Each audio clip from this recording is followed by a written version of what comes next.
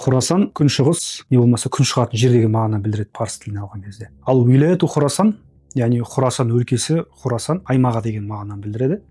Қазіргі Ауғанстан, Пакистан, Иран, Түркменстан және Өзбекстан мемлекеттердің аймағын сол Хурасан деп атаған кезінде. Ал енді 2015 жылы осы аймақтардан, әсіресе Пакистан мен Ауғанстанда жүрген азаматтардың ишимға, яғни исламдық мемлекет деп өздерін атаған Ирак-Шам ислам мемлекеті деп аталған террористік ұйым бар.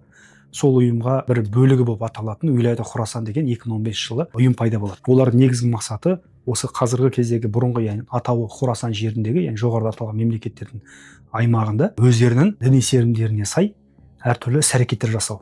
Яғни қазіргі тілмен айтқан кезде террористік актілер жасау, өздері жақтастарды жинау және сол мемлекеттердің билігіне ашық түрде агрессия көрсетіп қарсы шығу. Олар негізгі мақсаты. Яғни барлығымыз білетініміз Шам еліндегі исламдық мемлекет деп өздерін атаған Даиштің солардың бір бөлігі болып саналады және де осы Хурасан жеріндегі солардың бір сол ұйымға өздерінің қатысы бар деп айтады.